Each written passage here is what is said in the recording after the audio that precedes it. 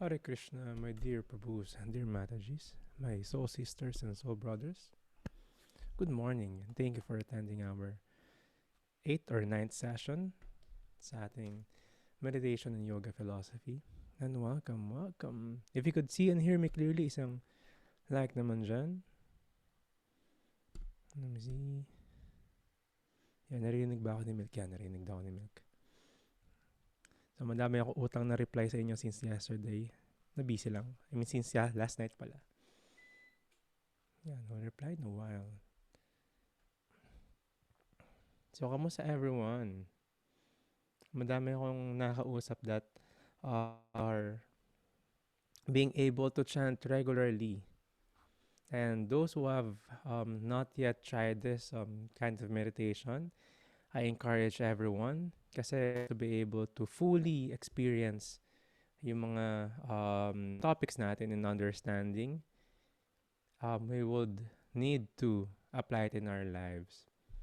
Sabi nga, knowledge will be realized kapag in-apply na natin sa buhay. So yung iniisip natin, we are not the body, we're the spirit soul. Ang dali niya sabihin. Pero pag ina-apply natin sa buhay, sa yung senses, pag tinitignan natin sa paligid natin, that would bring the realization pag andyan na. After ng class natin, we're trying to apply it. Parang yoga lang yun inasanay. Yung yoga, wala lang sa yoga mat. Gaano ka yung qualities ng yogi na di-develop mo pag umalis ka na sa yoga mat. O mabait ka lang pag nag-yoga ka. Paglabas mo ng yoga mat mo, dragon ka pala. So this is also applicable to that. So, you know the drill. We should always pay respects and obeisances sa ating mga spiritual teachers. So join me as we recite the invocation mantras. For sure, sa iba sa inyo, very keen in memorizing and also reciting Sanskrit. Kung kabisado niya na, let me know. Next time kayo mag-invoke. Again, we encourage everyone to open their cameras if you're able to, so I could see you. I could familiarize myself sa inyo. Also, if hindi ma-allow dahil of the bandwidth, kasi napakabilis ng internet sa Pilipinas, I would understand. At least you're here 100% yung attention. Om Magyana Timirandasya Jananjana Salakaya Chakshur Unmilitam Yena Tashmai Shri Gurave Namaha.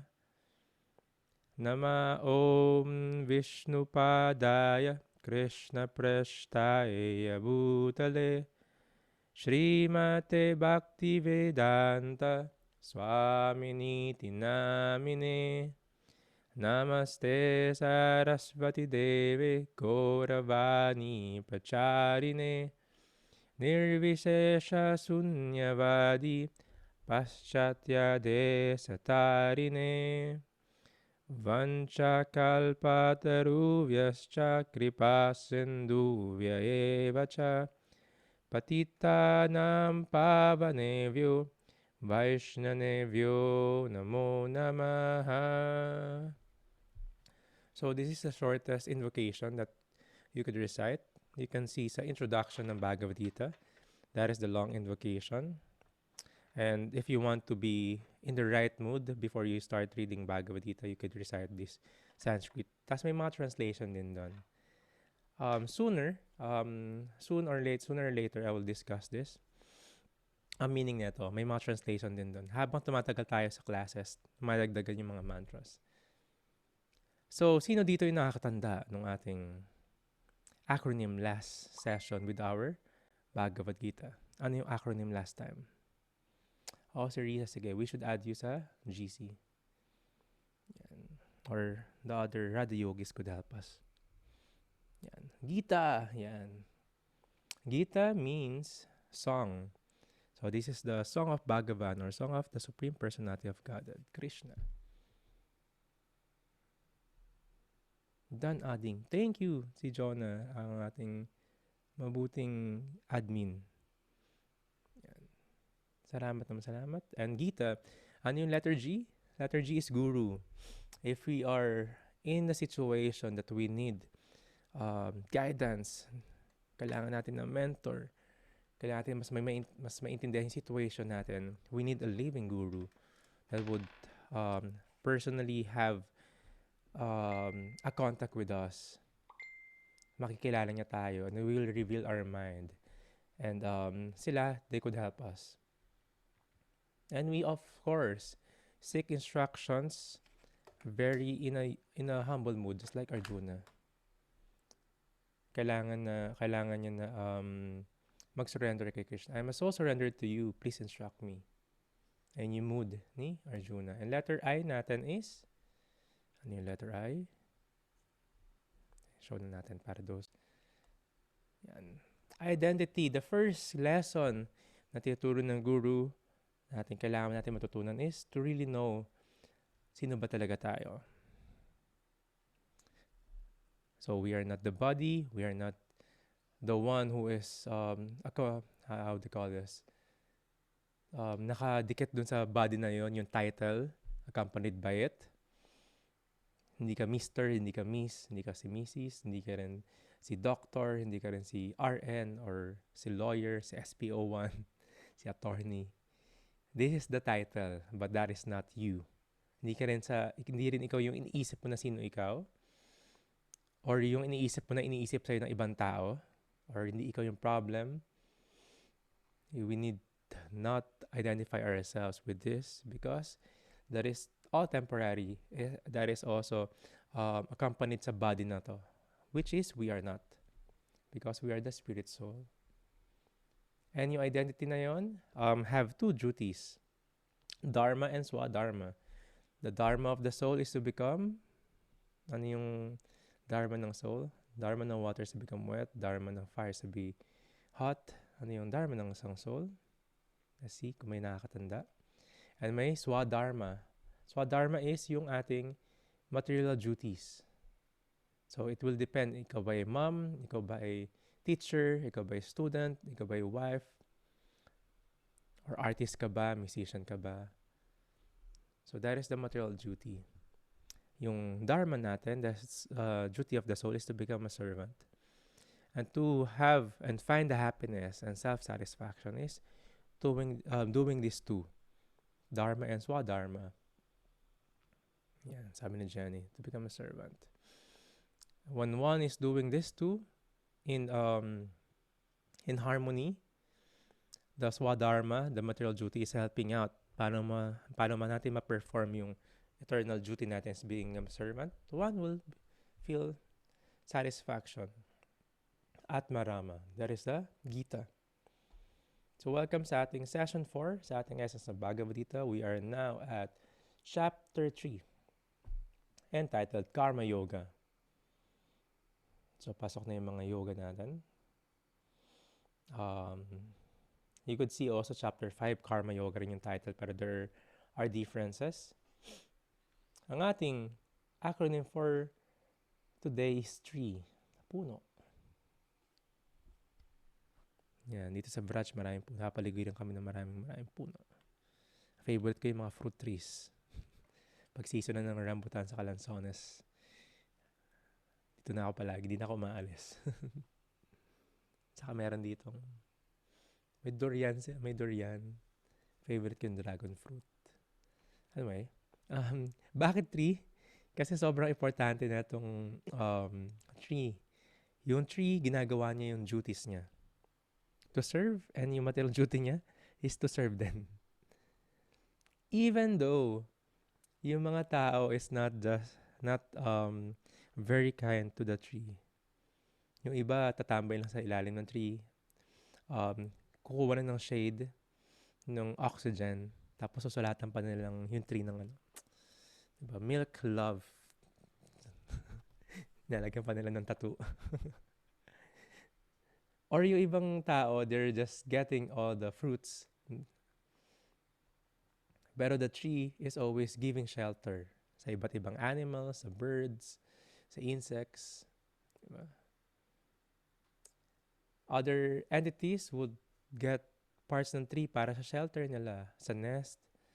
Yung iba kailangan pang um, putulin yung tree to make furnitures, yung bahay, di ba? Pero ano yung ginagawa ng tree? Even though pinuputol siya, he is giving protection saka shade dun sa mga tao na pumuputol sa kanya. Hindi siya nag-retaliate, hindi siya gumagante. He is doing his duty. He is very dutiful. Sometimes, if kaya pa niya mag-survive to provide, gagawin niya. Tutubo siya ulit. Give fruits pa rin. Give shelter, give shade, give oxygen. Imagine mo pag di nagbigay ng oxygen yung tree. So, yung tree is doing his duties. That's why that's the connection ng mga identity and two duties natin. Even the tree is doing that. Yes, the tree is also a living entity. May soul na nandyan. Karma niya mapunta sa tree na yon. So, one would not think na hindi siya buhay. Pero yung consciousness niya, underdeveloped. Hindi siya pwedeng gumalaw basta-basta. But they're communicating with other trees. Makita mo dito sa forest, may mga, ano rin sila, ward din sila. May mga creeper na umaakit sa mga tree na yun that will get all the nutrients. Minsan, they're destroying the inner trunk ng tree. May mga anay, diba? And underneath yung mga roots, they're fighting over din sa mga nutrients. Tapos pag magkakamag-anak yung mga tree na yon, yung mga roots nagdidikit-dikit sila para stronger foundation. Ang dami makikita mo. It's alive. Basically, they have inside them, may soul din sila. So what more pa yung mga living entities? Anyway, this is the duty ng isang tree. Kaya ayun din yung karma yoga. Karma is the activity. Ano yung activity na yon? Ang letter T natin is Tyaga. This is a Sanskrit term again, or also known as renunciation. In the story sa Srimad Bhagavatam, si Arjuna is seeing yung mga tao sa kabilang panig ng war. And sabi niya, teka lang mga kamag-ano ko to eh. Andun yung kaasin ko, andun yung lolo ko, andun yung mga teacher namin. Diba? Tapos may mga arguments siya binigay kay Krishna. Sabi niya, ayoko na, hindi na ako mag-war, pupunta na lang ako sa forest. He is trying to escape. Sabi nga ni Krishna, alam mo Arjuna, hindi mo matakasan to. This is your duty to become a soldier. This is your duty to give justice. It is your duty to kill them actually, to fight. You must do it. And actually, pag di mo ginawa yung duty mo, may kasalanan ka. Doon ka magkakaroon ng kasalanan. Just like a soldier, kapag hindi ka lumaban sa war, you become a coward. Tumakbo ka, iniwanan mo yung mga kakampi mo in the middle of the battle. Pwedeng mabuhay ka, pero meron kang court martial. Meron silang may demanda sa yung buong army. Negligence, may negligence. Ganun din yung mga ibang duties natin. Pag parents ka, hindi mo nalagaan yung anak mo, pwede kang kasuhan ng child abuse. Same, ganun din yung duty natin. Pag di natin ginagawa yon, it is equivalent to doing some sin. So that is natiyaga, renunciation. Pero merong immature or false renunciation. May mga yogi dito na, nag-yoga na ako, tapos okay na, hindi na ako involved sa mga makamundong bagay. Pwede na ako mag-quit ng work, or hindi na ako magkasalita, tapos hindi na ako relevant sa maraming tao kasi gusto ko mga asana yung usapan, tapos mga spiritual, mga crystals lang yung usapan natin sa mga astrology. Anong birthday mo sa kanong oras? Tapos di na tayo relevant sa paligid natin. We're trying to escape. So, hindi to yung ina-advise sa Bhagavad Gita. This is actually what we call immature spiritualists. They thought spirituality means retirement sa mga duties and responsibilities. Actually nga, hindi eh. Pero ito yung iniisip nila. They adopt monasticism in strict seclusion. Gusto lang nila mag-escape. Mag-isa lang sila. Parang they find the reason na hindi, everything is temporary, illusion ng lahat. Tapos magkasulod na sila sa buhay nila. Not being relevant, not doing the duties and responsibilities. And maraming ganitong practice, those who meditate, yung mga impersonalistic meditation, yung nag-meditate sa wala, sa voidism, sa light. This is their philosophy. Just escaping. Ano yung greatest form of escape? Because of this a lot of problems, they want to escape and end their life. It's either you're gonna do spiritual suicide or material suicide. Yeah. Getting out of it. But this is immature spiritualists. This is not advised by the yoga philosophy. Hindi sinasabing, pumunta ka lang sa forest, magtago ka na doon. Hindi ka na belong sa society, no? Si Arjuna was being advised by Krishna to fight. Spiritual suicide is because of immature understanding of things. Gagawin niyo yung mga bagay without proper guidance and understanding. Because of the mind. Ito yung sabi, gagawin ko na lang to. Ito kasi yung sabi. And we just read a portion of it. Not fully understanding or not having guide. At the same time, spiritual suicide is like this. Immature spiritualists. Kasi this is very dangerous. This is just like those who are performing yoga. Hindi na ako mag-fasting na ako. Intermittent fasting na ako or water fast lang ako. Tapos after some time, after mo gawin yun, kakawala na yung mga senses mo. Tapos wala, lahat ng diet sira na. Kasi it's always immature. So maraming factor that we could relate on this. We will talk more, syempre. So, sino yung nakapagbasa ng ating Bhagavad Gita 3.9? Yes. Si Jenny daw. Si Veronica. Sa Furby, si Veronica. Bukas pala, I'll be going to Manila. Probably, ikot ako ng Santa Rosa, QC. I think Makati din. Let me know. So, text number 39. Open your book sa Bhagavad Gita, text number 39. Here's one of the important verses then. So if you've studied this, medyo nagigets natin yung duty. Yagnartat karma nyo nyatra, lokoyam karma bandana, tad artam karma konteya, mukta sangha samachara. Work done as a sacrifice for Vishnu has to be performed. Otherwise, work causes bondage in this material world. Therefore, O son of Kunti, perform your prescribed duties for his satisfaction, and in that way, you will always remain free from bondage. Ano ba itong bondage na to? So, pinag-usapan natin magkadikit yung karma and reincarnation. We are just having this body, and after this body, we will take up another body. Depende kung ano yung activities natin.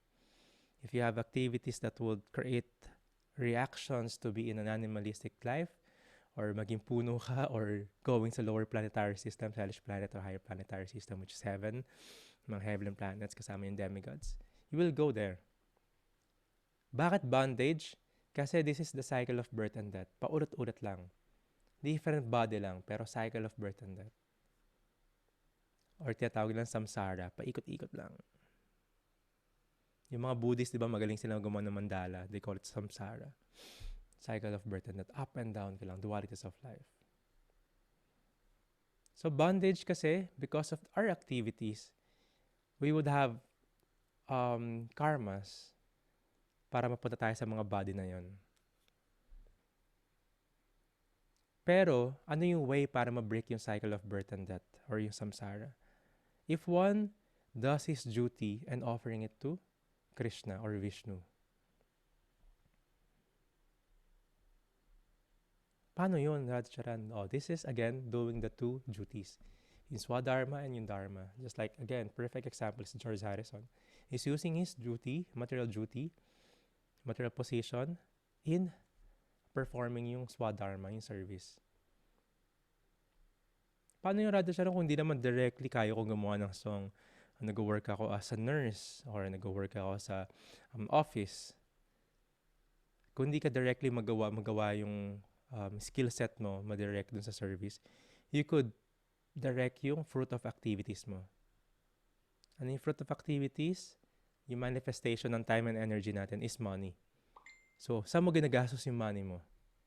Is it for bondage again, sense gratification, para magkaroon ng maraming karma, or it will help you again to raise or rise above sa buhay natin, which is performance again ng service or dharma natin. So, ngayon titingnan natin yung lifestyle. Oo nga, no? Yoga, kasama pala doon kung paano mo ginagastos yung money mo. At the same time, paano mo in-spend yung time mo. And also yung skills. Kasi yoga is not just in the mat. Yoga is bigger than that. The whole life. The whole lifestyle. Kasama yung consciousness. So, this is the instruction ni Krishna kay Arjuna. Hindi mo kailangan mag-quit, mag-escape. What you can do is do your duty now, pero connecting to the Supreme. Like a soldier, ginagawa mo to, pero connected ka to the Supreme. Actually, si Krishna nga yun, pero he's acting the spiritual master. Yan, for his satisfaction. If the Supreme is satisfied, everyone is satisfied. Just like, ang analogy doon, sino may mga plantito dito sa mga plantita? Di ba pag nagdidilig ka ng halaman, hindi mo naman dinidiligan yung leaf lang, di ba? You're aiming mapunta yung water sa root. Yan, si Risa daw, me. Ang dami, no? Dito, gusto ko maging plantito, pero forest kasi. Yung mga monstera, tumutubo talaga sa paligid. Yan. So yeah, you're aiming yung water mapunta sa root. And if the root of the tree is being nourished, lahat ng part will be nourished. Same thing, if your life is for the satisfaction of Krishna, you will be satisfied. You'll have the Atmarama. Pero if you're thinking na gusto mo lang masatisfy yung sarili mo, ito pa rin yung mga goals mo sa buhay, saka yung mga pangarap mo, hindi siya natatapos. Hindi ka masasatisfy talaga. We must know ano yung real goal. So this is actually the yoga, the connection with that. So ito, we don't have to be immature spiritualists or immature renunciant, but what we have now, we should do. We should still do it.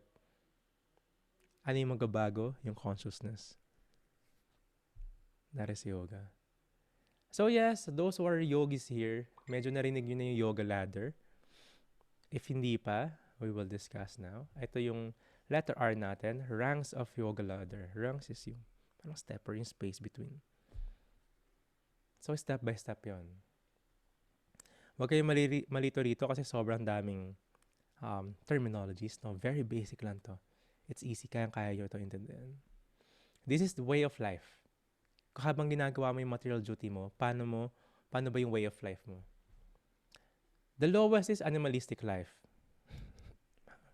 Akala ba human body tayo, Radhacharan? Bakit animalistic life? You animals are doing 4 kinds of things only. Eating, sleeping, mating, and defending. There's the 4 activities ng animals. Eating, mating, sleeping, defending. Kumakain sila, natutulog sila, they're mating, they're having intercourse, tapos they defend. Territory, diba? Alpha male, sino alpha male, they do defend. Pero pansinin nyo, yung mga tao same na yung ginagawa. They sleep, they eat, they mate, and they defend. Minsan, mas magarbo lang yung pagkakagawa ng tao. Kain sila sa restaurant, 5-star hotel, diba, sa mga fine dining. Yung animals, they're doing the same. Pero hindi lang sa restaurant, they could eat on the street, in the tree. Although mas social sila kasi, they could eat kung ano yung gusto nila sa forest.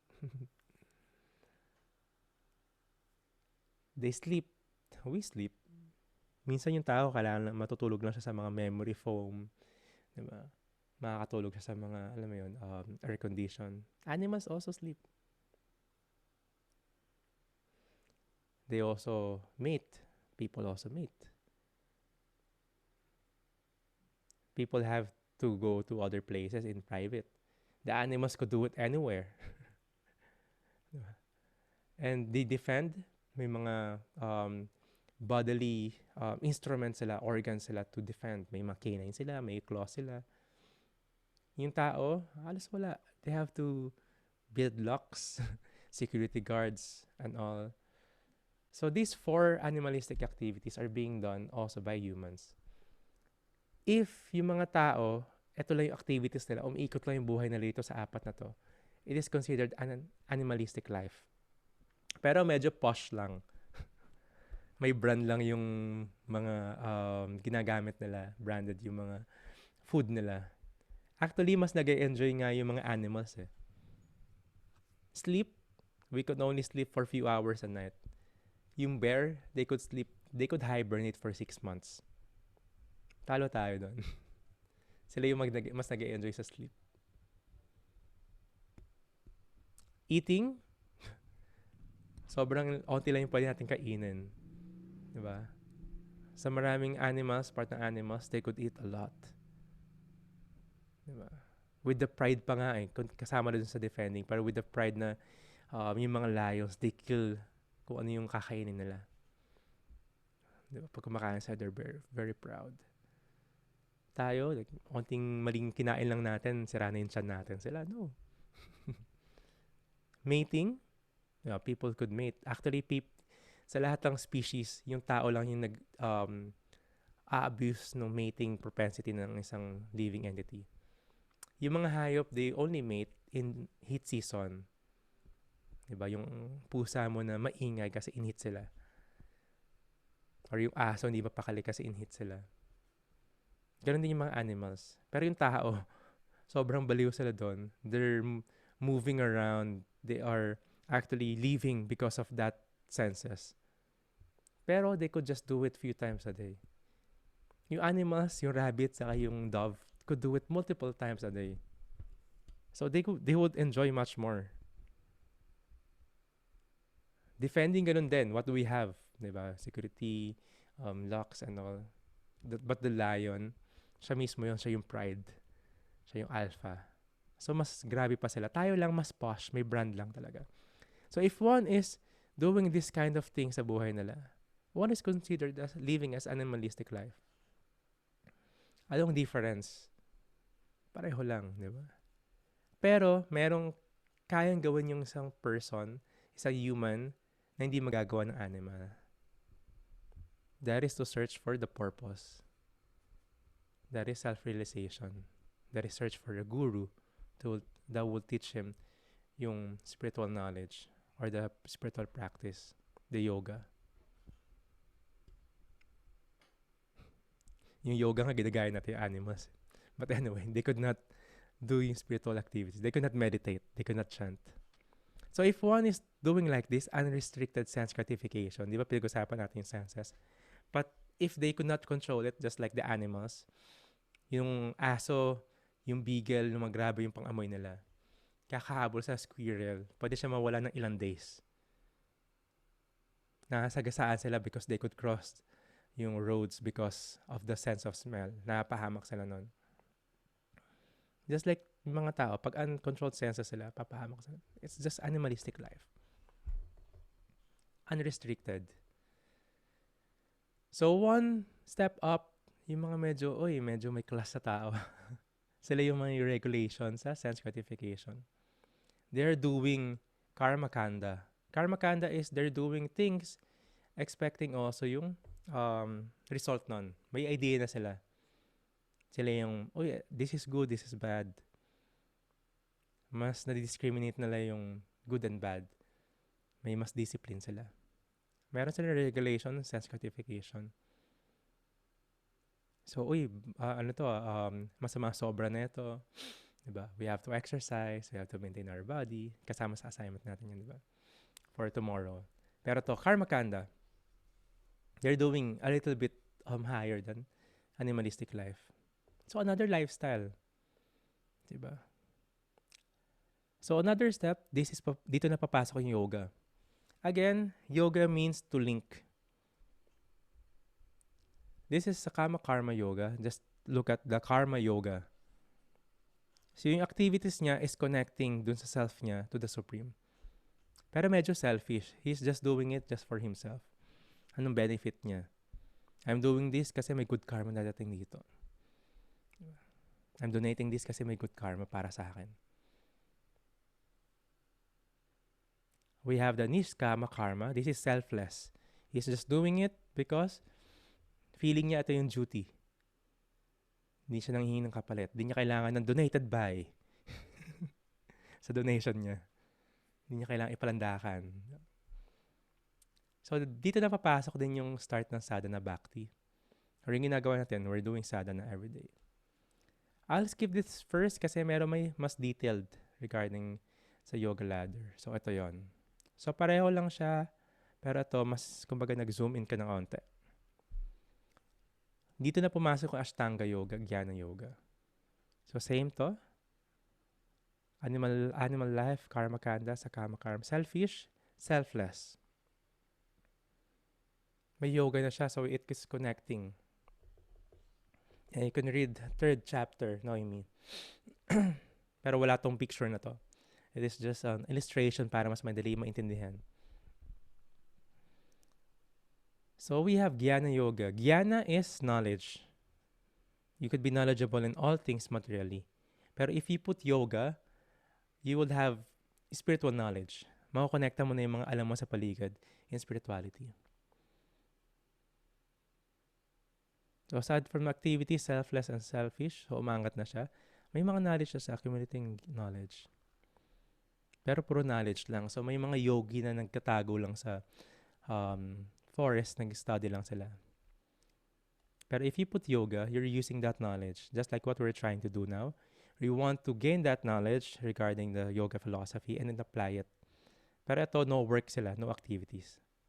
Aral lang sila ng aral, pero walang action. So, may makikilala ka na ganyan. Ang dami na yung alam, pero hindi mo nakikita yung action nila sa buhay. Walang application. So, dito na pumunta yung ating mga yogi, mga Ashtanga yogi natin.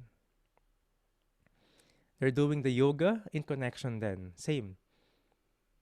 With the yoga word to connect, to link oneself to the Supreme. To the real purpose. Ano yung nagigain nila? They could gain mystic powers. Or basically, they could be healthy. Pwede rin yun. Then again, higher than that is Bhakti Yoga. So kung napapansin nyo, this is yoga ladder, paangat ng paangat, pakit ng pakyat. Pero it doesn't mean after 1 year animalistic life, karma kanda ka another year. Sa karma ka after another year. No. Yung iba na nakatambay dito sa animalistic life na to for the rest of his life. You could just observe yung life natin dati or yung tao sa paligid natin. Kung saan yung buhay nila. Some and a lot is just dito lang sa animalistic life. This is the purpose of their life. To eat, sleep, mate, and defend. Iangat ng ingat yung level na yon. Feeling nila successful na kasi mas maganda na yung kinakainan nila. Mas maganda na yung bahay nila, mas magandang village na sila nakatira. Pero hindi pa rin yung goal. At dito sila belong. Yung iba could have some other goodness. Yung iba could have some other spiritual practice but selfish. Yung iba magiging selfless. Some would stay here for the rest of his life or lifetimes. Some would be here for many lifetimes. Ganun din sa Karma Kanda, sa Karma Yoga. Or yung iba na sa Jnana Yoga lang siya. For many lifetimes. Even, pwede ka mag-mystic yoga lang for the rest of your life. Hindi ka makakaangat for this life. Maraming, depende kung gaano mo i-take yung ladder na to. Pero in the Bhagavad Gita, Krishna is saying, Arjuna, matagal yung process na gusto mong gawin. Hindi yan para sa'yo. It's immature spiritualist, immature renunciation. There's actually the fastest way. Para bago mo puntaan yung highest is yung Bhakti Yoga.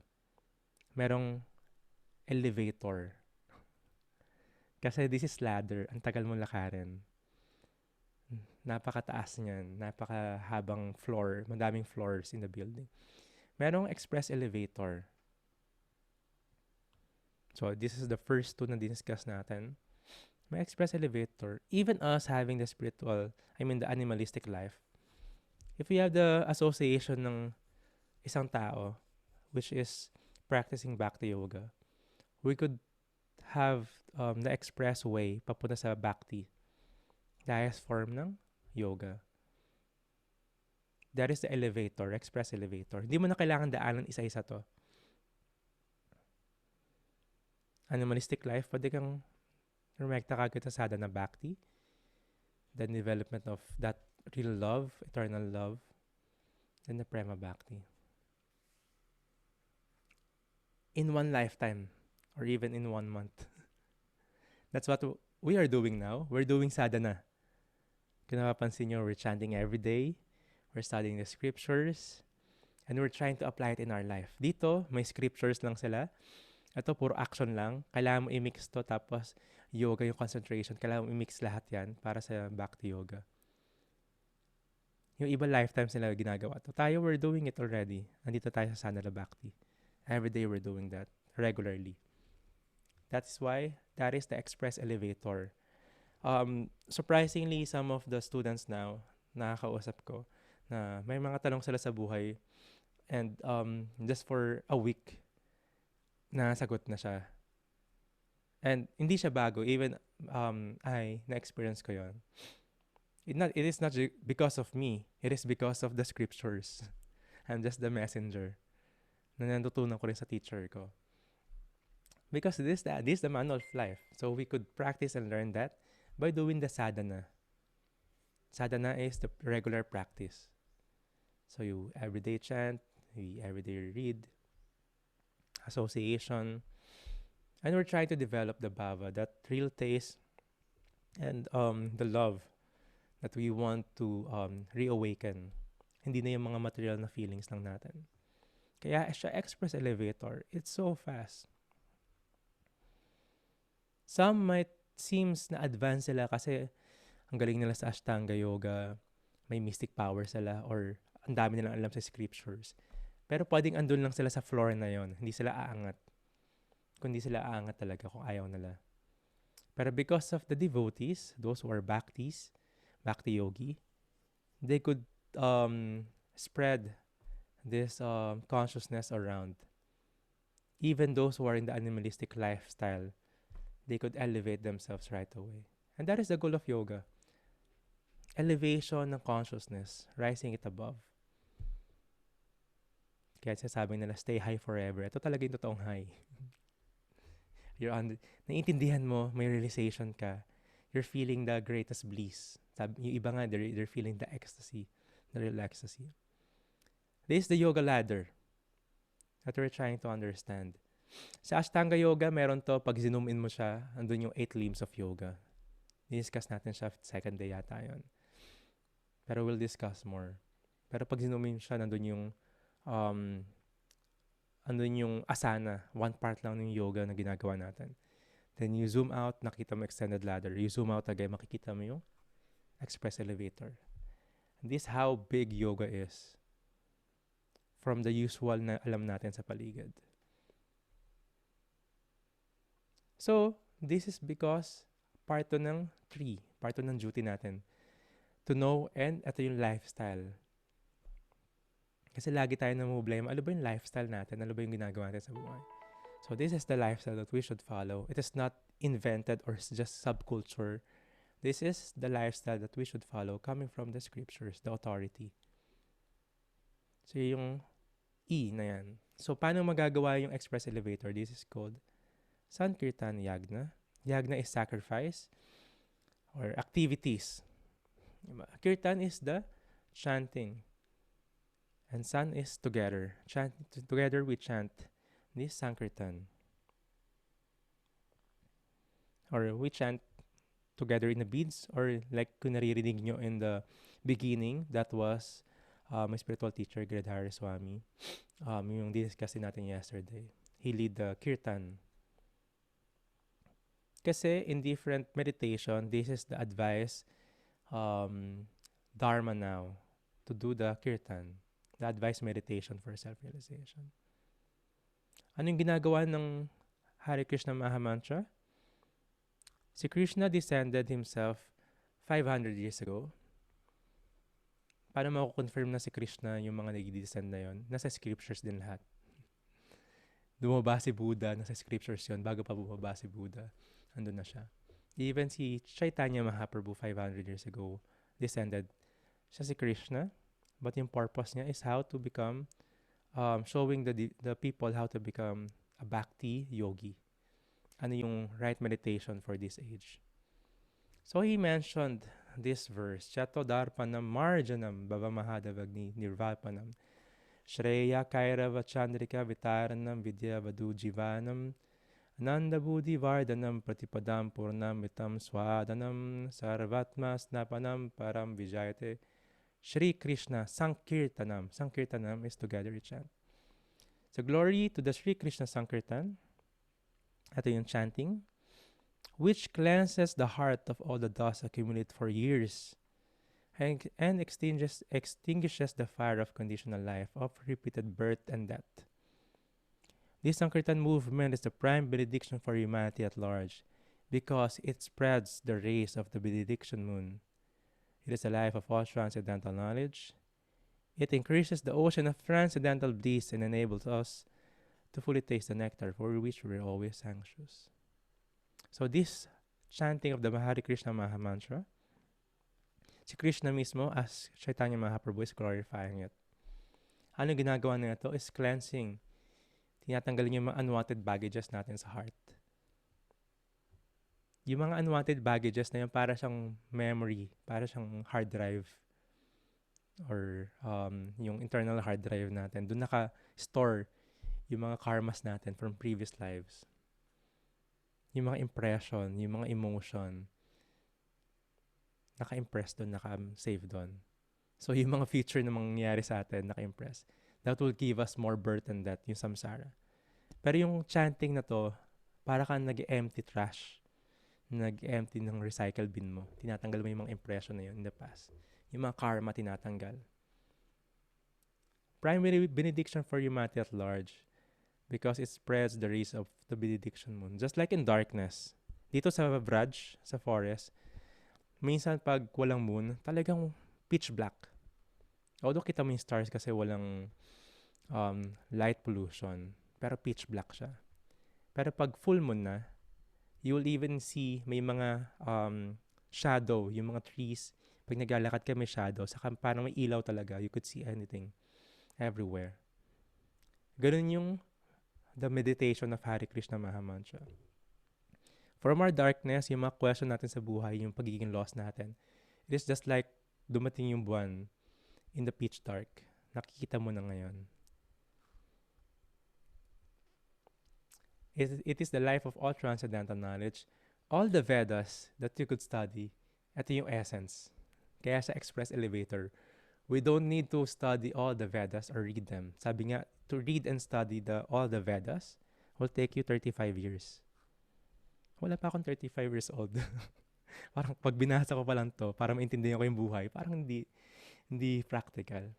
Pero it was being condensed para mas maintindihan natin into Bhagavad Gita, the Srimad Bhagavatam. Only few books. It increases the ocean of transcendental bliss. Like the Hare Krishna Mahamantra, Rama is the source of all pleasure, reservoir of all pleasure. Imbakan siya ng lahat ng pleasure. That's why we're feeling satisfied, happy, and blissful when we chant. Kasi sa kanya mismo galing yun, yung emotion na yun. And all the depression, anxiety is being taken out. Unti-unti. Minsan di matanggal-tanggal kasi we are attached with that emotion as well. We are attached with the sadness. So it is being taken out kasi kasama siya dun sa unwanted baggages natin. Being taken out. And it enables us to fully taste the nectar for which we're always anxious. Ito lang naman palagi natin hinahanap yung satisfaction of the soul. Yung connection natin, makilala yung sarili natin, connection natin sa ibang tao, and especially to the Supreme. Sobrang anxious tayo rito, hinahanap natin to. Sino-soul search mo to kung saang bansa. Lahat ng sale dati sa Cebu Pack, sa piso fare, binubuk mo na para hanapin mo yung soul mo. Para hanapin mo yung purpose mo. Di mo alam, ito lang pala yun. Diba? Nasa Zoom lang pala siya. We're always anxious with this. We're always looking for this actually. Kung saan tayo pupunta. Ang dami nating gagastos, ang dami nating iti-take. Pero once you're in that process of the express elevator, you will feel yung full satisfaction, yung bliss na yun. So that is the express elevator. That is the lifestyle one Bhakti yogi, a yogi should do. So kaya siya tinatawag na express elevator. So, last letter E natin, this is the first E. Yung last letter E natin. So, sabi ni Arjuna, Krishna, so ito na yung nangyayari. You're saying, ito yung kailangan kong gawin. You could open your Bhagavad Gita 3.36. Sabi ni Arjuna. So, ito yung process, pero saan ako dapat mag-ingat? Ano yung hindrance na pwede kong harapin while doing this? So, if you have your Bhagavad Gita, medyo mahirap pag naka-ebook. Unless you're using another screen. Text number 36, Arjuna said, O descendant of Vrishni, si Krishna yon, may lolo siya na Vrishni. By what is one impelled to sinful acts, even unwillingly, as if engaged by force? Ano yung mga pwedeng danger or yung temptation na pwedeng maging hindrance niya in doing this path, in going this path? Text number 37. We're just reading the translation lang. Yung naka-bold dyan. The Supreme Personality of Godhead said, It is lust only, Arjuna, which is unborn of contact with the material mode of passion, and later transformed into wrath, and which is the all-devouring mind, devouring sinful enemy of the world, of this world. Sabi ni Krishna, yung malaking hindrance mo sa spiritual activities mo in this path is lust. As fire is covered by smoke, as a mirror is covered by dust, or as the embryo is covered by the womb, the living entity is similarly covered by the different degrees of this lust. Yung mga unwanted baggages natin is covered by different grades. Sometimes, para lang siyang translucent lang, by smoke or by dust lang. Pero yung iba sobrang opaque, sobrang kapal nung covering natin, nung unwanted baggages natin sa heart natin. And yung mga yon is lost. Not just in sexual intercourse, but all lust over things. Text 39. Thus, the wise living entity's pure consciousness becomes covered by his eternal enemy in the form of lust, which is never satisfied and which burns like fire. Never satisfied, hindi raw ma-satisfy yung lust. Just like fire. Yung fire ba pag nilagay mo ng firewood, sabihin nila, teka lang, busog na ako. Tama na yung paglagay mo ng firewood. No, yung fire, habang nilalagay mo siya ng element na pwede niyang sunugin niya. Even all the forest, he could burn. Just like the forest fire. Never satisfied siya. Galing yung lust. Hindi siya matatapos. And text number 40. The senses, the mind, and the intelligence are the seating places of this lust. Through them, lust covers the real knowledge of living entity and bewilders him. The senses, the mind, and intelligence. Pinag-usapan natin to last time. Bakit magiging uncontrolled to? Bakit magkakawala to? Because of lust. Dito nakatambay yung lust na yun. And it will never be satisfied. So this is the danger. Because lust is the greatest enemy. Never siyang na-satisfy. Tapos, andun lang siya sa senses, mind and intelligence. So, ganun. So, ano yung process para one could stop the spiritual activities niya or yoga niya? Ito yung assignment. Sino nakagawa ng assignment dito? Yung iban, nabasa ko na. 2.62 and 63 ito. Diyato Visayam Pumsa Sanggate sa Pajayate. Yan yung Sanskrit nun. And lahat to in translation sa stages of fall down. Yan, in the previous chapter, dito siya. Yan. Still haven't submitted.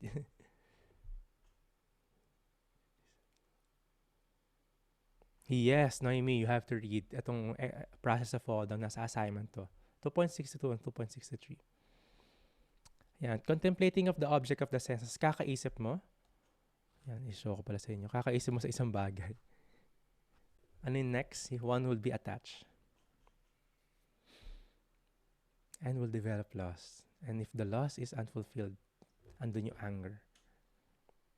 Kasi hindi niya magawa yung bagay na yun. Hindi niya makuha. And it will leads to delusion. Delusion is wala ka lang sa reality. Bewilderment of memory. Intelligence is lost. And falls down again into material pool. So, isa-isa natin. You have to check now ano palaging consciousness mo, ano palaging iniisip mo. If you're thinking of material things, palagi, you will be attached.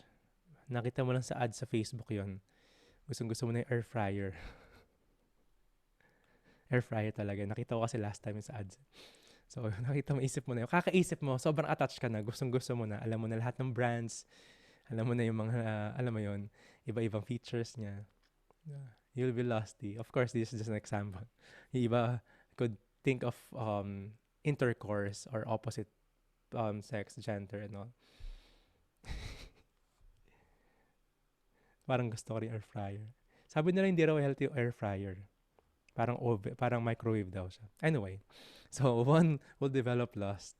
If di niya makuha yung bad trip siya, di ba? Pag di niya makuha yung bagay na lagi niyang iniisip, sobrang attached na siya, kahit wala pa. Pag di niya makuha yung mga bagay na yun, hindi siya mapapakaligil. Magagalitin siya. Di ba? Or if unfulfilled yung lust, andun yung anger. Just like the dog. Inhit yung dog, hindi ma-fulfilled yun, ang init ng ulo niya. And one could develop delusion out of reality na. And one is doing and having that. His memory is bewildered. Hindi niya na matandaan yung mga bagay-bagay na ano yung tama sa kamali. And the intelligence is lost. So let's go sa pinaka-uncontrolled senses ng isang tao, which is sexual intercourse. One could always think of this. And sadly, yung object of the senses is being fed to us by the media. Lahat na lang may sex sells. Diba? Pag-usapan na natin yan. Washing machine lang yung binibenta, may babae nakabikini pa. So everywhere makikita mo nandun yung mga yun. Even yung mga kiddie show, kailangan may sex scene yung superhero, kailangan may sex scene din siya. Diba? Yung billboard, yung ads, lagi may ganito. Pagpunta mo sa social media, sa mga new trends ngayon, laging connected to. And if one is always seeing that and kino-contemplate niya sa mind niya, attachment will be there. Lagi niya iniisip na lalo kahit wala na yung mga object na nakikita niya, nag-trigger sa kanya. And lust will be developed. And if hindi na po-fulfill yung lust na yun, he will always be angry. And delusion will come. Hindi na niya alam. Wala siya sa reality. Umiikot yung buong araw niya just to try to fulfill it. His memory will be bewildered. Sometimes, and most of the time after that, intelligence will be lost. And crime, yung mga masamang nangyayari could come. Because wala na siya sa tamang katinoan. Diba? Sometimes people will say, nagdilim na yung paningin nila. And you cannot escape the news hearing about this. Ang dami. Rape cases, murder and rape, diba? Child abuse. It's everywhere. Maririnig mo talaga. For what? Just for a few minutes ng kanilang gratifying ng senses nila. Because of uncontrolled senses nila. He falls down to the material pool. So it's not new. From the smallest application, from smallest attachment natin of sense gratification, to the largest, which is the eternal enemy is the loss. So sadly, nangyayari to. And this is the hierarchy of sitting places of loss. Yung working senses, the senses natin, the mind is higher than the senses. The mind could control the senses. But intelligence is also the one who could control the mind if you have the knowledge. But if you have food for the soul, you're chanting, you have association of saintly persons, the books, the scriptures is there. Once intelligence could be checked, the intelligence could check the mind, and the mind could check the senses. So if medyo align to or mas align to mga process na to with our body, mas magagawa natin yung material duties natin, and mas magagawa natin dire-diretso yung express elevator na yon. This chapter is teaching us how to live our life, the lifestyle. Actually, the whole Bhagavad Gita, but this is specific kung ano yung activities, ano yung action natin. Sabi, hindi mo raw magagawa, hindi mo raw masasatisfy yung lust. So, paano siya mawawala? You could always spiritualize it. That is a process of Bhakti Yoga, the process of chanting. Your lust could be spiritualized into love. Originally, we have this love na tutulog lang sa heart natin.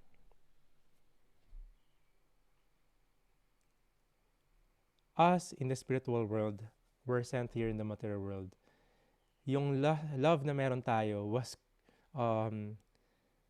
converted into lust because of the material energy nan sa paligid, yung mode of passion, because of the forgetfulness na kailangan natin matanggap having this material body, our association. So love is there, that's why nagkakaroon ng loss. Hindi mo matanggal yun kasi hindi mo matanggal din love. Kailangan mo lang i-spiritualize, i-convert yun. How? By doing this sadhana. By doing these spiritual activities. You chant, you study, you read, you associate with like-minded person, you find a guru who would guide you. Then your lust could be love to the Supreme, to others, and to yourself as well. So you can use the lust, pero kailangan mo siya i-transfer to love. Ibalik dun sa original position. Just like the water. Original niya is maging wet. Pero pag nilagay mo siya sa sobrang mababang temperature, magiging ice siya. Magiging ma-harden siya. But you have to put it in the room temperature para bumalik siya sa original constitution niya, sa original dharma niya to become wet. Same thing. Yung soul is to serve. Lovingly serve, actually. Being a victim sa senses natin, sa lust natin, doing those crime and bad things, hindi siya actually dharmic or dharma to serve, no. Against nga siya doon eh. So another karma natin yon, and another reincarnation. So we have to spiritualize lust para maging love siya. Tama. Loving is serve. And anger, you could use that. You don't have to deprive yourself sa anger. But you must be in control. Kailangan ikaw yung may control sa anger. If your senses, your mind is out of control, be angry with it.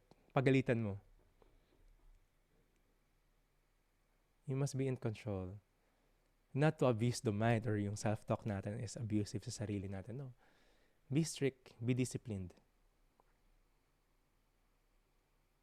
Yung Vaishnava is a practitioner of Bhakti. May etiquette on how to live our life. Yan. Risa, you can check your message request kung hindi mo pa natanggap, baka nandun. After this, I'll add you up. I'll double check, ha?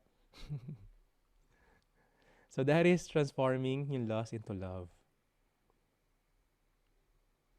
So, while doing yung activities natin in the path of express elevator sa Bhakti Yoga, may danger with his loss. Pero yung loss na yon, with the guidance ng scriptures, the spiritual teachers, we could turn it into love. So that is our tree. We must not renounce immaturely. We should not escape. Hindi porket nag-yoga tayo, hindi mo nagagawin yung duties and responsibilities mo. Being a mom, being an artist, musician. Rather, mas kailangan mong gawin siya na mas maayos. Beyond pa sa ginagawa mo normally. Kasi you will have much more deeper meaning and purpose bakit mo ginagawa yon. That is to connect it to the service, the real dharma. O businessman ka, di ayusin mo yung pag-business mo. Mas kumita ka dapat ng profit. Diba? For one to be able to serve, use that money to serve. Use that money to perform spiritual activities, or even use that money to help others to be awakened sa kanilang real duty. You can help others, the saintly, the teachers, saintly person, the teachers. You can help them, you can assist them to awaken others. Ranks of ladder, kasi may mga different lifestyles yung mga tao. That is the yoga ladder. And just fraction of it in yoga asana. The bigger picture, if you zoom out, you could see. And one could be trapped lang sa isang ranks of ladder na yon. Pero there is express elevator because the Supreme Krishna is the ocean of mercy. He gave us the scriptures, which is the manual ng buhay natin. He gave us the saintly persons, the association ng mga nagka-practice, and He gave us the teachers. In line with sa disciplic succession that we could learn, we could be guided. Pwede sila yung maging mentor natin. Ano daw yung hindrance na pwede natin kalaban sa express elevator? It is loss only, Arjuna. Hindi siya mawawala, hindi siya matatanggal, hindi siya masatisfy. Nakatambay yung lust na yon sa senses, sa mind, sa intelligence natin. How to divert it? We must divert it into original position niya. Kailangan maging love siya. Kasi that is what we have talaga. Dormant lang siya, natutulog lang. So we have to bring it back to eternal love. There's a big difference with lust and love. Lust is basing on lust or sa senses. Lust is basing on the senses lang. To satisfy the senses. To satisfy his own sense. Diba? Yung movie industry medyo baliktad na yung love and lust na to. Even yung commercial ng toothpaste, nagkatingin na lang tapos sobrang straight yung teeth nila. Tapos biglang naghalikan na sila without even talking. Parang tapos Valentine's special na lang. Parang, if you're thinking, teka lang, tama ba yung napanood ko? Pero iba, it's normal, di ba? Pero ayun nga we must be awakened. That's the real awakening. Kung ano yung nangyari sa paligid. And we must be in action. And we can use also the anger para maging discipline tayo. Yung sarili natin should follow the senses, the mind also. Pero we must not forget to feed the soul with our sadhana, with the process of express elevator, the chanting, meditation, the scriptures and association. If the soul is strong, spiritually strong ka, you'll have much more healthy mind, the mental health, and you'll have controlled senses. It goes hand in hand. So maraming salamat. I'm exceeding 5 minutes. Pasensya na po. I'm gonna show para may screen capture niyo muna si assignment. Read the verse and purport sa 4.34. Yan. And yan. Uy. Sagad lang, napindot ako. Dito siya. Write some realization. Your realization. Send it to me. 4.34. Sobrang importante to. Favorite ko na verse din yan. Verse and purport sa 4.34. Chapter 4, verse 34. Memorize mo yung verse translation na ito. Mabilis lang to. Two sentences lang to. Ay, nandito pala yung right realization. So, one verse lang yung assignment natin. So, advanced reading to, ha? So, please open your camera so we could have a photo, group photo before we go sa question and answer. So, hopefully, mas nakita natin kung paano natin i-live yung lifestyle natin. Yung life natin. Malalaman natin kung how we do actions, we do decide. We will be guided. Si JM sunset na sa background niya. Tanghali pa lang dito. Yes, nice seeing everyone. Yan. So, count of three, eyes in the camera. Si Kaiser talaga, feeling ko talaga foreigner to. Blunt kasi. Count of three, yan. Nag-open pa ng camera yung iba. 1, 2, 3. One more, 1, 2, 3. Again and again, thank you very much, everyone. I'm always humbled and honored with your presence and in studying these scriptures and having this association. I'm learning a lot kung paano kayo natututo. I'm also learning a lot from you. Please, please, be careful. Alam kong MECQ na, pero please be doble ingat pa rin. Not just with the virus, but also yung sensitivity ng mga nangyayari sa paligid, yung ibang tao. One or the other, people are experiencing this misery coming from directly sa virus, sickness, or even economic, or even the mental state ng mga tao is shaken. So let us be sensitive in how to deal with people. Lahat ng tao is having their own battles. You could share this consciousness even without speaking. If you could give a book or direct them to the class or share something simple. Much more, depende kung ano yung behavior and ano yung example na papakita natin sa kanila through our example sa buhay natin. So action speaks louder than words. Sobrang importante yon. Maraming salamat. Please don't forget to chant your rounds. Sino yung magka-chant pa o tapos na today or magka-chant pa lang today? Si Adam nagkataas na ka. Magka-chant pa lang daw siya. Yan. So please chant your rounds. That is our express elevator. Read the books. And chat tayo. You have the questions. Ang dami ko pang di nasagutan. After this, I'll answer the chat, yung mga chat sa inbox ko. And we would have, hopefully this Sunday, a special class. We will visit another class by my spiritual teacher. So you would also meet him. If you're seeing this effort, lahat lang to ginagawa niya for the rest of parang almost 50 years ginagawa niya yung ganitong services. So inspiring. And also, of course, inspiring for my student to meet my teacher as well. Yan, maraming salamat. If you need to do anything, please carry on. Thank you muna kay Emma. Hi. Kay Joanne. Hare Krishna. Milk. Kay Adam. Kay Marisa. Yan. Si Jillian. Hello. Si Kelly. Nice meeting you. Si Pebs. Hello. Si Shay. Ang dami palang tattoo ni Shay. Si Dal. Si McCoy. Si Pebs. Si Josh. Si Len. Si R.A. Hi. Si Len. Hello. Si Pamela. Si Kaiser. Si Nicole. Grizel. Gumagalaw, nawawala. Si Gail. Oliver. Naomi. Sir Jay. Si Yana. Si Noreen. Aris. Molly. Yan. Kapatid ni Kenny yan. Si Christina.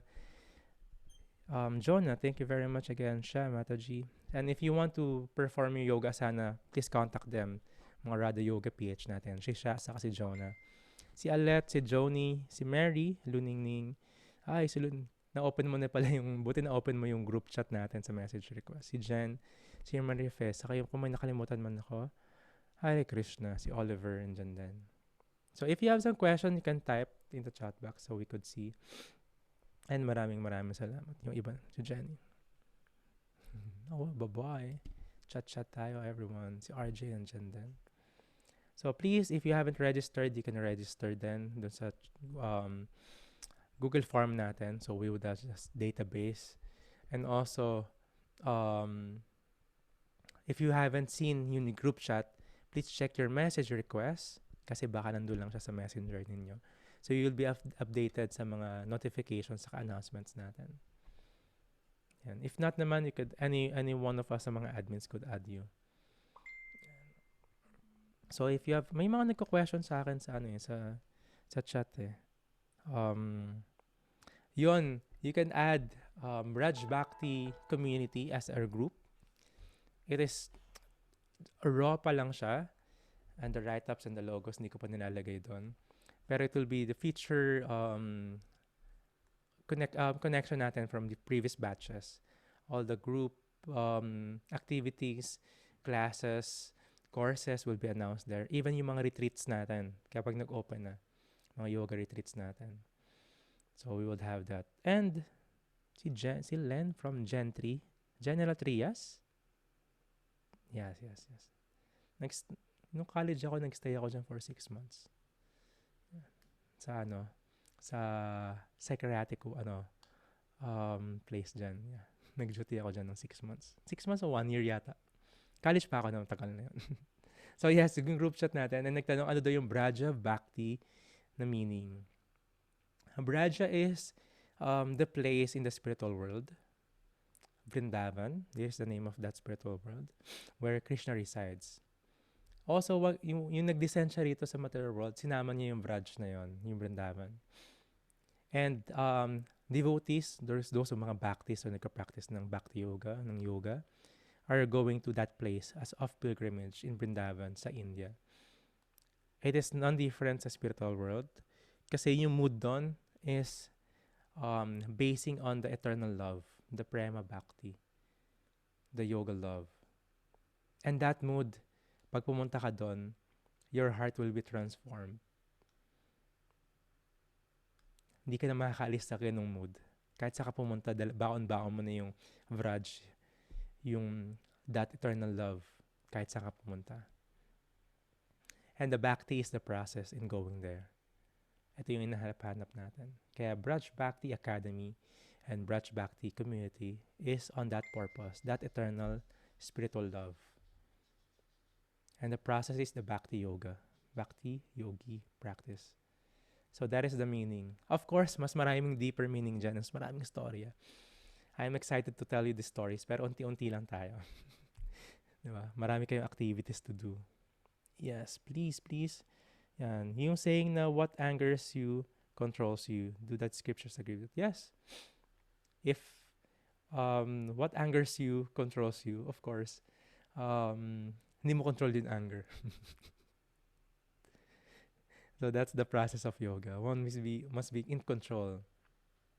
Just like kapag pinapalo ng parent yung anak nila. Ewan ko, sa Philippines alam ko hindi naman dinidemanda pa yon. That's part of discipline, lalo na pag sobrang naughty yung kid. You don't discipline them out of anger talaga. But you must show anger para malaman ng bata yung lesson. Pero you don't uncontrollably hit them. Yung iba panakot nga lang yung stick pero hindi naman nila pinapalo eh. Diba? Even Krishna, may pastime siya na ganun. Si Mother Yashoda have the stick. Very nice pastime. Damodar Lila. We will tell stories about it. But yeah, one should be in control.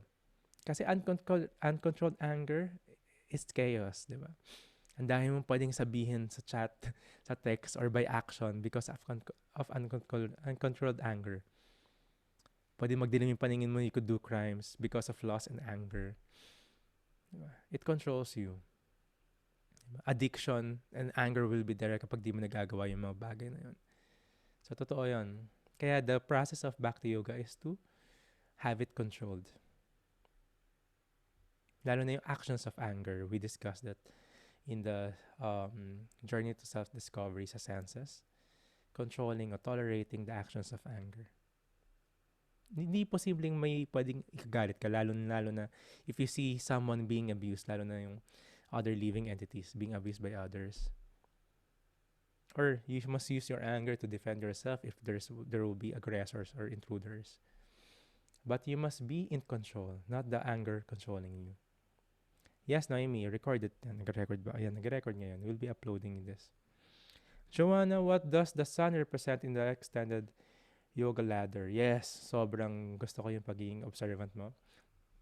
Sun, disk, and the sun planet. This is the 3 ways. It's a little bit deep, pero hold on.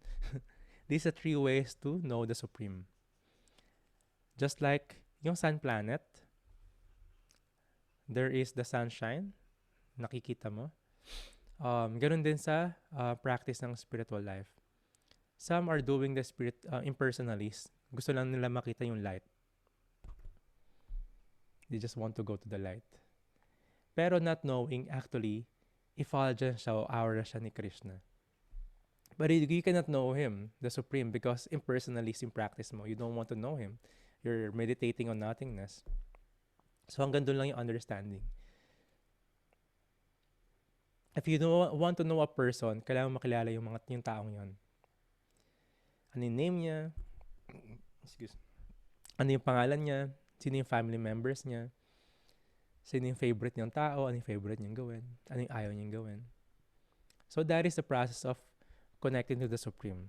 If you want, andun ka lang sa ilaw or nandun ka lang sa labas ng bahay niya, dun ka lang. That is the meditation, nothingness or light lang. But we want to be in great relationship, in intimate relationship with the Supreme. Just like when you love a person, diba? You cannot say I love you sa isang tao. You cannot claim na love mo isang tao. Diba? Kunyari si RA will say I love you. Pero hindi niya alam yung pangalan ng lalaking yun. Hindi niya alam kung ano yung itsura. Hindi niya alam kung saan nakatira. Hindi niya alam kung ano yung favorite niya or hindi niya favorite. Parang, it doesn't make sense. Paano mo nasabing love mo yun? You cannot say you love God. You love the Supreme. Without even knowing ano yung activities niya, ano yung itsura niya, ano yung totoong pangalan niya. God is a general name like Mr. or like Om. Ano yung name ni Om? Ano yung name ni God? Diba? It's like, hindi mo masabing love mo yung nililigawan mo pag di mo kilala yung family members niya. Di ba, iba nililigawan din yung family members. Alam niyo yung mga favorite things, tapos binibigay niya yun. That is the relationship with the Supreme. That is actually the yoga. It's like getting back together kasi yung connection na wala. You're reconnecting. That is the meaning nung Sunday sa Sun Planet na yan. Very deep pa yan. We're knowing the impersonalistic side. Then we're gonna know the Bhagavan side or the real person. We'll discuss further, Joanne. Don't worry. Saan po makikita yung recorded? You can go sa YouTube, Monk in the Middle channel. Then go to the playlist. Punta mo yung Roman numeral number 4, I saka V. So every day, every after class, we're uploading it so you could catch up. Yan, sinagot pala ni Nicole. Thank you. Monk in the Middle. Yan, si McCoy. Yes, thank you. Enter the Sun Planet. Bhakti Yoga, Enter the Sun Planet. No? This is, go beyond sa light. That is part nung Bhakti Yoga. Not just going sa light or meditating sa light. Just like when it's not that directly relevant, but when one is doing Surya Namaskar, Surya is the sun planet. Where you're paying respect kay Surya, the sun. And also, he's also giving your respect, your offering to Krishna because he is a demigod, Surya, who worships Krishna, the Supreme. Although indirectly. So, part siya nung yoga ladder. What we're doing in Bhakti Yoga is going directly to Krishna. That's why you're chanting his name directly. Some could chant Shiva's name, Ganapati's name, could chant Narayan's name or Saraswati. Iba si Kali, ibang demigods. It is just like going sa ladder. But all of them, actually, you could see Shiva, you could see Ganapati holding chanting beads. They're chanting Krishna's name. So, kaya yung Bhakti Yoga is the express elevator. And sila rin naman in offering naman yung offering mo kay Krishna. So, dinidiretso lang din. Yan kay Kaiser, yes. So, wala pong concept ng hell. Yes, they are.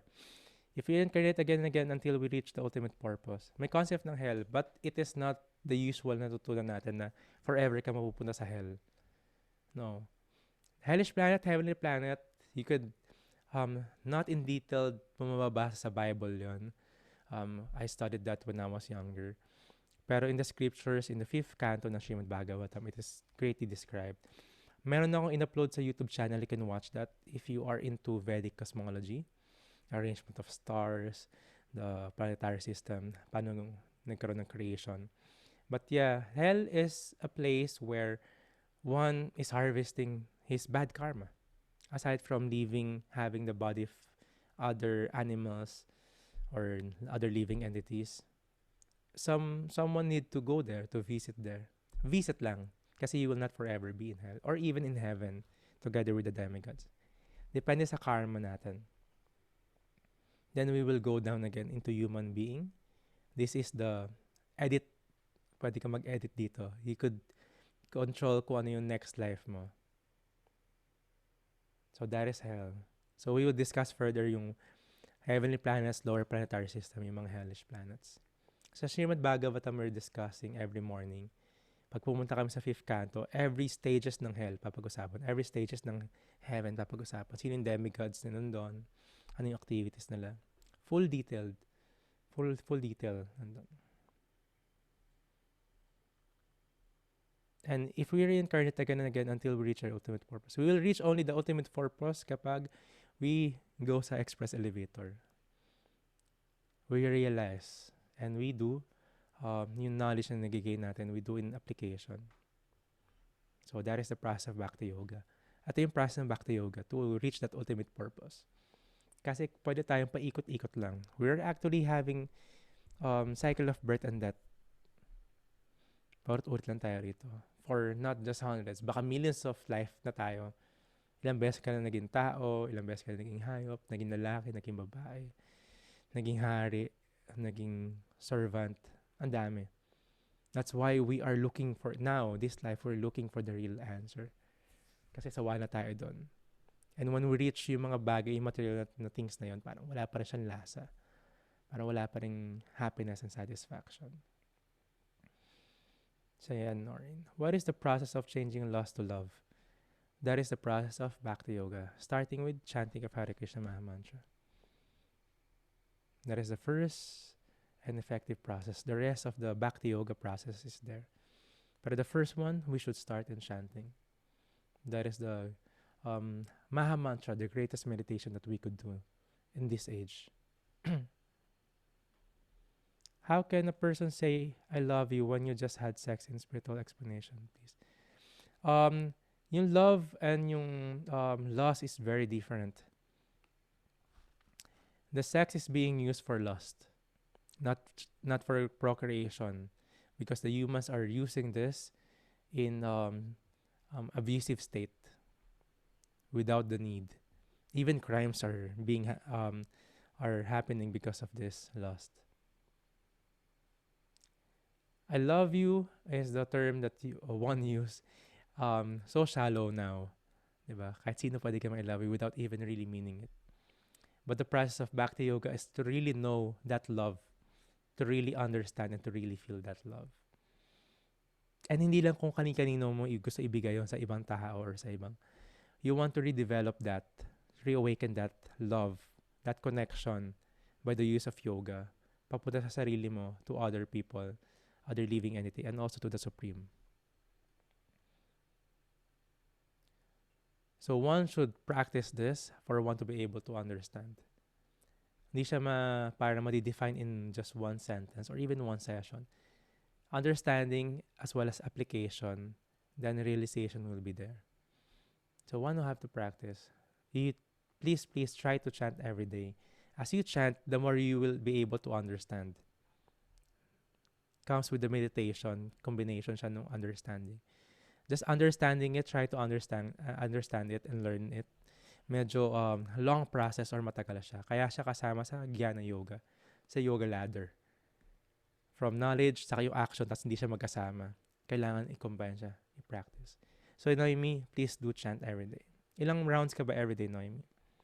If married po, di pa din po allowed to feel lost po even towards your partner po. Of course, mas maganda kung married ka, love yung nararamdaman mo. Hindi mo lang sasabing, I lost you. Diba?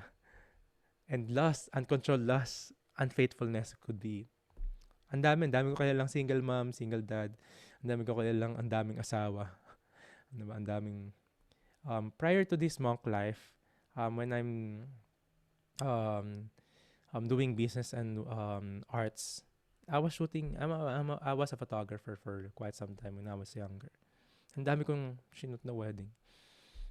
Hindi na, and believe you me, hindi lahat yun hanggang ngayon kasal pa rin sila. For what? Because of uncontrolled lust.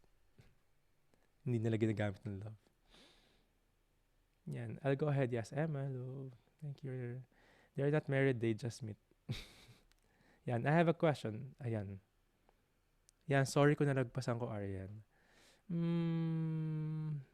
How do you deal with toxic people without disturbing your inner peace? Papag-usapan natin yan sa meditation. And basically, we do respect from a distance. It is written in the Patanjali Sutra. I-discuss natin yan. Respecting from a distance. Everyone is unique. Kanya-kanyang karma yon, kanya-kanyang nature, and kanya-kanyang personality and characteristic. It doesn't mean you're a yogi, you will please everyone. Na makakasundo mo lahat. Not all. Sometimes, to have your inner peace, kailangan mong magkaroon ng respect in the distance. Does it mean na hindi kayo okay or toxic yung tao na yon? Is pa-plastic mo na lang. Well, what can you do? And just have your own distance, your boundaries, but you still respect them. It is not our license to also disrespect or become toxic sa kanila. Even kasama mo sa bahay, you can have respect from a distance. How close your hearts are. Yung iba naman, ang dami nating hindi nakikita hanggang ngayon. Almost all hindi ko pa na-meet. Si Marisa lang na-meet ko last week. Pero, yeah, sometimes kahit Zoom lang tayo, but the connection is there and the heart is closer. So, respect from a distance. We will learn much more on this. Alright. This is in the after ng journey to self-discovery, yung connection with others. I-discuss natin yun. Pero mag-chat tayo. I'll send you the verse. Pag-usapan natin yan. Napakaganda nun. And it is applicable palagi. Text 12, chapter 2. Tingnan natin. What do you want to read there? Yung Sanskrit? 2.12.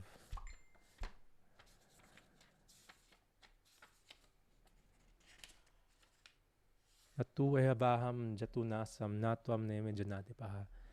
Nachaivanam bhavishyama serve vayam matahaparam. So, first verse na minamorize ko to.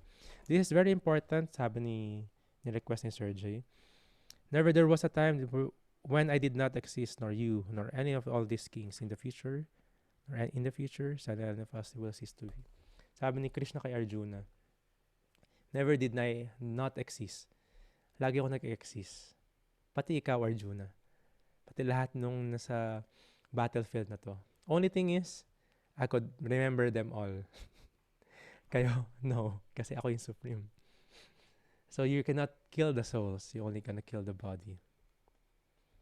That is the meaning of that. It just means si Krishna is eternal as well as us, the soul, are eternal. Only thing is, Krishna is the supreme. We are the individual soul. He is the supreme soul. There's a difference. Yan. Can one's soul feel tired po if matagal siya na siyang, is this sign of old soul? Yeah, old soul na tayo lahat. Actually, we're tired. Kaya we're researching. Kaya we're here studying. Kasi if we're not tired, we're just roaming around. Isunod lang tayo sa flow ng buhay, ng cycle of birth and death. Why do we have a lot of questions in life? We're very tired. Diba? Meron sa consciousness natin pag ginagawa natin yung mga bagay, ito na naman. Kahit feeling natin new yun, parang ito na naman. Parang hindi pa rin siya nagbibigay ng satisfaction. Because we're materially exhausted. We're tired of this cycle of birth and death. Kasi ang tagal na natin dito. Believe you me, ang tagal na natin dito. Yan. When I have time po, ayan. Yes, 2 round. Naimi, yes. Please chant. Don't find time. Make time.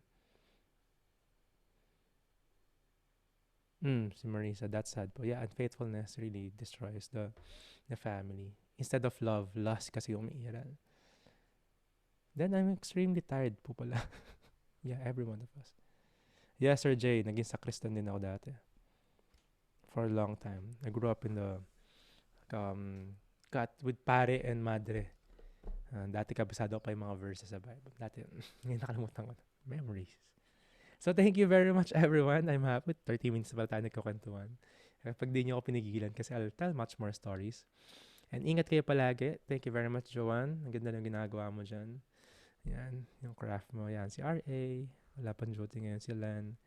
Si Milk. Si Sir J. Si Carla. Ingat sa shopping mo dyan. Si Jillian. Si JM, si Nicole, si Josh, si Pebs, Naimi, Gail, Molly, saka si Johnny. Hare Krishna, everyone. Maraming salamat. Tomorrow again, I'll be in Manila. Let me know. Chat tayo. Chat nyo ako. Bye. if you, yes, next Zoom naman. Yeah. Maraming salamat. Marami tayong Zoom in a day. Next time, I'll forward it to you. Slowly but surely. Hare Krishna. High five.